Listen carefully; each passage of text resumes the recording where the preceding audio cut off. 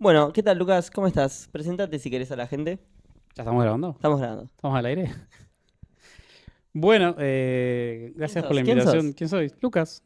Ahí va. Lucas de Procto. Lucas Gelín, soy médico proctólogo, comunicador en salud y estoy invitado a este podcast que grabamos con la gente de Doris. Perfecto.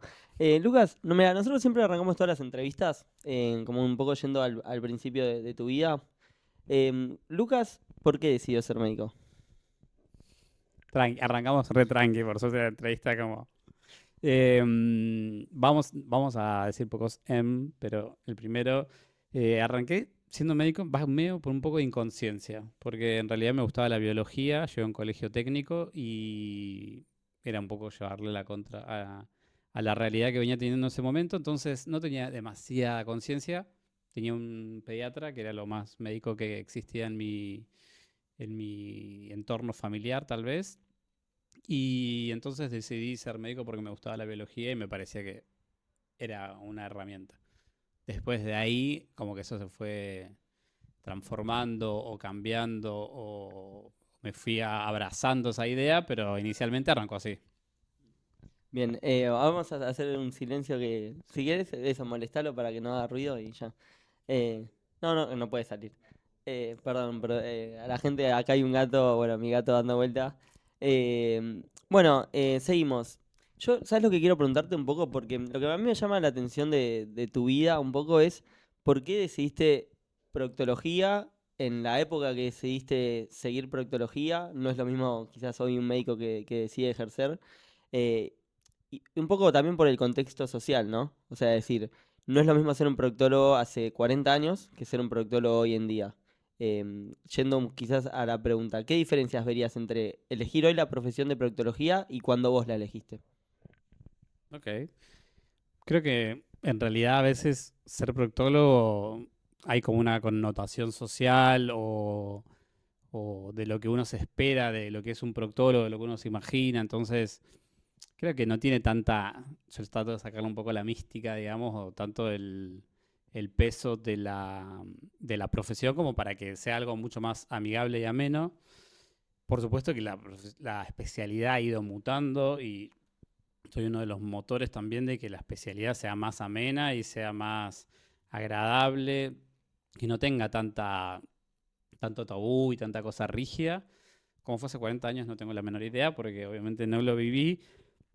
Por supuesto que hablamos de otro sistema de salud, otro modelo de formación, un modelo mucho más paternalista, mucho más lineal, mucho más verticalista, que son valores con los cuales no convivo, digamos, o no convivo actualmente. Sí, cuando me formé, cuando estudié en la facultad, sí era lo que se impartía, o lo que se informaba, lo que se educaba, pero siento que fui acompañando un poco ese cambio, un poco con el cambio desde el feminismo, desde el Me Too, desde varias cuestiones que afectaron, también incluso desde el mundo de la diversidad y abrazando colectivos que te permiten encarar la proctología de otra manera. Creo que muchas personas podrían estar haciendo de manera diferente algo que podríamos como ser lineal a mismas personas. O sea, esta especialidad la puede ejercer una persona de una manera o una persona de otra manera absolutamente distinta y todas pueden ser válidas. Entiendo que hoy la realidad de la sociedad en gran parte, o por lo menos desde lo que yo observo de las personas que se acercan a mis consultas, necesitan otra realidad. Entonces digo, seguir arraigándonos o seguir abrazando un modelo que ya demostró que tiene muchas falencias o que demostró que tenía muchas cosas negativas o que no supo contener a las personas, sería medio pavo seguir sosteniéndolo cuando te das cuenta que en realidad en la calle o en las redes o en los medios la demanda es otra. Entonces creo que tiene que ver con eso, ese cambio, digamos. ¿Vos sentís que tu profesión como proctólogo hoy puede ser ejercida sin tener en cuenta la parte de la sexualidad? Es que hoy sucede, digamos, o sea, si sucede, sí, pasa y realmente en la formación de proctología no tenemos formación en sexualidad, que es una de las cosas con las cuales yo trabajo y que trato de que los espacios en los que voy estén atravesados por la sexualidad. De hecho, que haya un proctólogo hoy en una entrevista de este podcast tiene que ver un poco con eso, de sumarle una cuota diferente a algo que en general podría ser mucho más básico o como limitado en cuanto a sus funciones. Y hoy yo no concibo la idea de que la genitalidad esté separada de la función fisiológica, tal vez. Entonces, por supuesto que mi recomendación es que siempre todas las personas que trabajen a nivel genital o a nivel de prácticas sexuales o que intervengan con personas que tengan formación en género, en diversidad, en sexualidad. Ojalá haya muchos más proctólogos formados en sexualidad y seamos uno de los pilares para que esto se imparta, pero la realidad es que todavía no está tan, tan aceitado, tan instalado. Pero está pasando, es un cambio, digamos. Capaz de acá a 5 años, 10 años, 20 años vemos esta entrevista y decimos, mira lo que estaba diciendo. Claro. Pero hoy todavía no. Cuando vos hacías las guardias, se preguntaba quizás, bueno, es una etapa más inicial obviamente de la profesión, ¿qué tipo de orientación tenían esas consultas cuando vos no sos el médico dueño del consultorio como para orientar vos? O sea, vos cuando estás en un hospital haciendo una revisión proctológica, ¿cómo es? ¿Qué diferencia tiene quizás con un consultorio a una guardia? O sea, yo trato de ejercer la profesión en el mismo lugar, de la misma manera, en todos lados, y he tenido en algunos momentos en el cual he trabajado en la parte pública, en la parte privada, en mi consultorio, en una clínica de una obra social. Entonces, trataba de ejercer absolutamente lo mismo y ser lineal y consecuente, digamos, en lo que pienso y en la forma que trabajo. Por ahí, entendiendo un poco más tu pregunta, diría que antes o cuando nos formábamos, las preguntas eran mucho más rígidas o cuando se armaba una historia clínica era importantísimo saber si el paciente era gay, no era gay, era bisexual o con quién tenía tal o cual práctica sexual, o incluso habíamos muchas siglas que eran como HSH, que significa hombre sexo con hombre, hombre sexo con mujer, y por ahí te quedan 35 siglas porque si tenías que ponerle con quién se relacionaba. Y la verdad es que yo después con el tiempo entendí que en realidad eso no me cambiaba cómo se abordaba la cuestión y capaz que tener ese tipo de preguntas sí generaban un efecto negativo o en la recepción de esa persona en la consulta. Entonces, la verdad que yo eso lo fui modificando. Antes, como antecedente patológico, se incluía, no sé, ser un trabajador o trabajadora sexual. Y eso en algún momento lo he cuestionado porque no es algo patológico, sino que es un tipo de ocupación u oficio. Entonces, entender que eso cambió y está cambiando es importante. Por eso cuando nos toca dar clases en facultad, y seguramente este podcast lo vea mucha gente en pregrado, es entender que hay algunas cosas que nos las enseñan así, las hacemos así, pero uno puede empezar a modificar y decir esto por qué lo hacemos. O sea, plantearnos esas estructuras que no sean tan rígidas. Y tal vez en una guardia puedas tener tal vez menos tiempo porque la urgencia lo premia, porque la demanda es otra, pero uno tiene que ir tratando de ir teniendo como algunos valores o algunos principios de decir, bueno, che, esto yo no lo haría, esto acá no lo quiero hacer.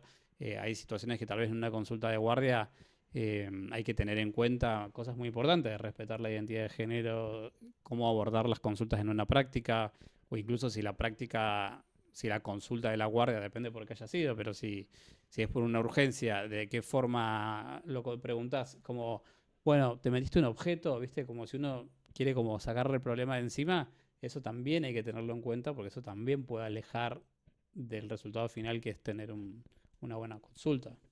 Bien, y teniendo en cuenta que muchos de los que ven este programa son estudiantes y médicos que están empezando, bueno, a decidir cuál va a ser su especialidad, te pregunto, ¿qué consejo le darías a las personas que quieren orientar su carrera a la proctología? Que sean bienvenidos, que van a tener muchísimo trabajo, que hay mucho, cuando yo inicié la especialidad, te estoy quemando una de las próximas preguntas, Juan, pero cuando yo empecé la especialidad, en realidad, como que yo me fui encontrando, empecé con la especialidad para ser proctólogo, cirujano colorectal, tenés que ser primero médico, después ser cirujano general y luego es una subespecialidad, un fellowship, una especialidad de posgrado, la coloproctología. Entonces, inicialmente a mí lo que me atrapó de que es una especialidad que tiene, o una subespecialidad que tiene múltiples abordajes. Primero desde la base quirúrgica, de poder hacer abordajes laparoscópicos, abiertos, endoscópicos, por vía abdominal, por vía anal, por vía rectal. O sea que como que no te aburrís nunca, digamos, porque siempre hay distintas cuestiones. Y después cuando encontré que también existía mucho sobre la clínica proctológica, sobre lo que pasaba en el consultorio, fue como que descubrí un montón de cuestiones, con lo cual es una especialidad muy rica, diría. O sea, es muy fácilmente. Yo soy una persona que no me gusta aburrirme. Entonces necesito constantemente tener desafíos y aprender cosas nuevas y explorar. Entonces está bueno, así que invito a quien sea, si alguien nos está viendo y quiere tener formación en proctología. No hay muchos lugares donde formarse, no hay muchos centros formadores tampoco, entonces hay que ir conociendo estos lugares, hay que empezar a ir, siempre en general, yo particularmente hice guardias, también me está un poco de ansiedad y hice guardias durante la carrera de pregrado, después en el grado también ya me fui poniendo en grupos de que trabajaban en su especialidad, entonces como traté de ir conociendo. Hoy en Argentina la formación está un poco, bueno, es como todo muy autogestionada, entonces si vos querés ser, no sé, endocrinólogo, te juntás con alguien endocrinólogo y te reunís, vas a una consulta, tenés una charla, informarse de cómo es la especialidad, cómo la manejan, como para saber si después te va a gustar. Puede pasar que alguien inicie una especialidad y en el transcurso de la especialidad diga, che, no me gusta. Claro. Que puede pasar también. Pero bueno, para no perder ese tiempo o para invertir tiempo de calidad, mi consejo sería ese. Perfecto. ¿Sabes que, bueno, ¿Te obviamente parece bien, Juana? me parece perfecto. Ok, si no, lo ¿Sabes que cambiamos. yo tengo una pregunta? Obviamente, bueno, los que no lo conocen, los invitamos a que sigan a Lucas en todas sus redes, su canal de YouTube también. Así que mi pregunta va más orientada a eso, a tu rol en las redes sociales. ¿Vos considerás que un médico hoy en día sí o sí tiene que tener redes sociales activas? No lo considero que sí o sí, que sea mandatorio. Sí identifico, si dijera que no es importante, estaría faltando a lo que hago todos los días. Obviamente hay que comunicar en redes sociales, tiene una responsabilidad y tiene un objetivo, acerca a muchísimas personas, te permite que las personas conozcan lo que vos haces, conozcan justamente desarmar ese modelo paternalista como el médico intocable, intachable y perfecto y un montón de cosas, hace que las personas sepan que los médicos somos personas como cualquier otra persona y entonces cuando vienen a una consulta se pueden acercar con motivos de consulta, valga la redundancia, que son como nos pasan a todos. Entonces, capaz vos me puedes venir a ver porque, no sé, te pica el ano y vos decís, che, este chabón ya lo contó antes en las redes. Entonces, esto que me pasa a mí no me da tanta vergüenza porque ya lo contó. Entonces, el hecho de desarrollar, yo lo vi te lo digo hoy con el diario del lunes, de haber tras ya 4 años trabajando en redes, que cada vez que algo crece, algo se genera o cada contenido que trabajamos, después se replica en algo positivo. O sea, tengo ese feedback porque sigo atendiendo, sigo haciendo consultorio, sigo operando, entonces suelo tener esa repercusión. O sea, es como que lo considero que es algo 360 en mi vida, digamos, como que me atraviesa en forma completa. O sea, no es que digo, bueno, subo contenido a redes y nada más. Por eso incentivo a que la gente tenga redes, pero que tenga redes genuinas, o sea, redes que la persona transmita lo que hace y no que sea algo plano o estático. Por lo menos es lo que veo yo de las redes. Y por eso que recomiendo que si alguien quiere tener redes, que lo hagan, que tengan un buen equipo, que armen un equipo con los que puedan confiar, donde el trabajo transmita lo que uno quiere transmitir o los valores que uno tiene en su día a día, en su consultorio. Por ese motivo, por ejemplo, dejé usar filtros en las historias y demás, porque después cuando la gente te ve, después dice, no eres tan parecido al de las redes. Y un poco también, pues yo siento también que en definitiva también la forma de vida de un médico no es la misma que teníamos hace 30, 40 años, porque un poco también vos al tener redes sociales podés decir vos que querés hablar, vos ponés las reglas, por así decirlo. En base a esto también te pregunto, ser médico hoy en día, en tu caso particular, ¿vos sos tu propio jefe? Pregunta, chan chan, pianito. Yo soy mi propio jefe, tuve la oportunidad de ir construyendo, o sea, hoy no voy a decir mi edad, pero tengo una edad, he transcurrido prácticamente, no sé, tengo una cuenta rápida, más de 13, 14 años trabajando como médico. Y entonces puedo decir que fui construyendo mi realidad y mi presente. Entonces sí, soy bastante mi propio jefe en algunas cosas.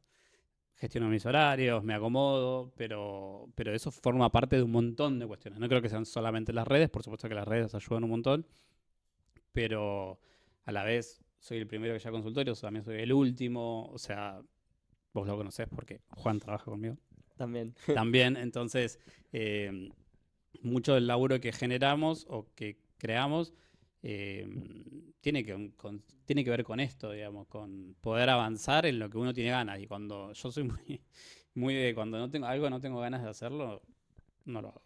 Claro, también la pregunta va un poco más orientada a decir, bueno, nadie a vos te enseñó cómo tener, que económicamente sea rentable tener un consultorio, cómo gestionar tus consultas privadas, todo eso al médico que quizás recién está saliendo del capuchón, te mira y dice, ¿cómo hizo este flaco? Me explico, ¿qué herramientas quizás, bueno, querés que paguen tu curso? Lo pagan también, de cómo ser tu propio médico y también tu propio jefe en el sentido de que vos tenés que llevar a cabo tenés que tener tus gastos mensuales, o sea, tiene que ser también rentable para vos, me explico, y capaz salir de la convencionalidad de laburar para un hospital o para una clínica y decir, bueno, tengo mi propio consultorio. ¿Cómo es tener tu propio consultorio?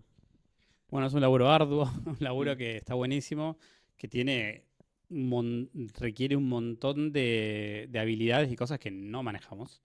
Y que en la carrera de medicina no tenemos nada de administración, de educación financiera. Obviamente que la facultad en eso todavía no te aporta esos conocimientos. Eso lo tenés que buscar por fuera, eso tenés que formar en otros lugares, tenés que mirar videos en YouTube, mucha gente amiga, muchos colegas, tu entorno, la gente que te rodea te puede aconsejar y acompañar. Siempre mi idea es tener un equipo, ¿no? O sea, no hacer todo en soledad. Pero sí, obviamente tener un consultorio es mucha responsabilidad, hay requisitos legales, hay cosas de la vida cotidiana, alguien se tiene que ocupar del stock de guantes, de analgésicos, de esto, de una cosa, de la otra, los servicios, o sea, son muchas cosas que, nada, por suerte tengo la posibilidad de ocuparme de mi propio trabajo, de mi propio negocio, digamos, de mi propio lugar donde atiendo y está bueno porque eso me permite también, a mí me gusta tener conocimiento de lo que está pasando, digamos. Yo chequeo las métricas, chequeo cómo vienen los números, mantengo un montón de cosas porque eso forma parte también de la realidad y no vivir como desconectado totalmente. Me parece que es importante y siempre rodearse de colegas. Siempre tengo un grupo de colegas con los cuales puedo charlar y decir, a mí me está pasando esto, contame vos en qué estás, o si tengo alguna duda respecto a algún honorario o lo que sea, lo consulto y como siempre rodearse de gente copada. Pasa algo muy puntual en esta generación que en general, no sé si vos lo notás, pero en medicina antes no era muy común encontrar esto de que colegas se alegren de algo bueno que te pasa, que es algo polémico, pero en general a mí me pasa que me rodeo de colegas, amigos, médicos, ya sean médicos, médicas, psicólogos, lo que sea, que se ponen contentos cuando te va bien, y dicen, che, qué bueno, y te dan un aliento, y eso antes era como que había como un poco de recelo, un poco de, no sé si la palabra es envidia o cuál es la palabra, pero hoy en día yo me doy cuenta que hay un parte, una generación de que se pone contento del logro ajeno, del crecimiento, y eso la verdad que está bueno, ¿no? Bueno, Lucas, si te hago una consulta, bueno, Una obviamente, consulta proctológica. consulta, Juan tiene una consulta en vivo, chicos. mi consulta va más orientada a cuando vos, por ejemplo, tenés una consulta en tu consultorio, valga la redundancia, y de esa consulta el próximo paso sería la cirugía. ¿Cómo sería eso para una persona que no sabe? Porque las personas no se operan todos los días. O capaz vos sí operás muy seguido, pero la persona que está viendo y decís, bueno, yo me atiendo con Lucas, voy a su consultorio privado. De ahí, si me tengo que operar, ¿cuáles serían los pasos a seguir? En general depende de la patología. Si ya hay un diagnóstico claro y ya no hay que hacer más estudios ni nada, se hacen los estudios prequirúrgicos, se trabaja con presupuestos, se establecen honorarios, hay un valor aproximado estimado. En Argentina siempre es difícil saber tema de inflación y demás, pero me encargo también de la parte administrativa, junto con mi equipo que es mi secretaria y demás. Y se coordinan todo, se busca una fecha quirúrgica, se explican cuáles son los honorarios, si estamos todos de acuerdo, se explican cómo las cirugías en general. Yo hoy hago todas cirugías ambulatorias que no requieren internación, entonces les explico cómo hacer ese procedimiento. En general la gente que llega a la consulta o a mi consulta porque si vienen de mi canal de YouTube, saben cómo en general son mis cirugías o cómo es mi forma de ver la perspectiva de una cirugía, digamos. Yo trato de sacarle mucho del miedo, de la mística que tiene la cirugía, para que sea algo más ameno, digamos. Desde que la persona pueda elegir qué música va a escuchar en quirófano, que para mí es importantísimo, para que se sientan cómodos, a gusto y demás. Y después hay que gestionar todo, o sea, te tenés que ocupar de buscar una fecha, de que haya disponibilidad en quirófano. Por supuesto que ya uno va teniendo como determinadas sistemáticas de a quién, cómo se solicitan, o qué horarios operás, pero tenés que armar, yo tengo mi equipo, mi anestesiólogo, anestesióloga, instrumentadora, después gente que me ayudantes, que son también cirujanos, coordinar con el paciente, que el paciente tenga todas las cosas en condiciones, que programar todo para que esa fecha tenga todo listo, verificar que, porque si yo no verifico algo, eso se me pasa por arriba. Entonces verifico absolutamente todo 35.000 veces, que las tengan el ayuno, que tengan las indicaciones, que tengan las órdenes para el postoperatorio, que tengan muchas de las cuestiones para el post. Y nada, eso se hace. Es como parte de tu día a día también. O Claro, sea, es sí, algo sí, sí. Muchas cotidiano. veces cuando ven en cafecitos que estoy organizando y demás, es de estar ahí en la compu, mandando órdenes, solicitando turnos y hablando de quirófano y a coordinar, o sea, gestión, digamos. Claro, bueno, pero gran parte de tu profesión se trata también de la parte administrativa. O sea, un poco el mensaje que Sí. quiero dar es, Parte cua- administrativa tenemos un montón, mandar facturas, contestar mails, hacer recetas, gente que a lo mejor tiene alguna duda, le quedó una consulta, fue a la consulta y dice, o actualizar algún pedido que se venció de colonoscopía. Siempre hay mucho trabajo administrativo, o sea, no es que terminás de atender y fin, se acabó.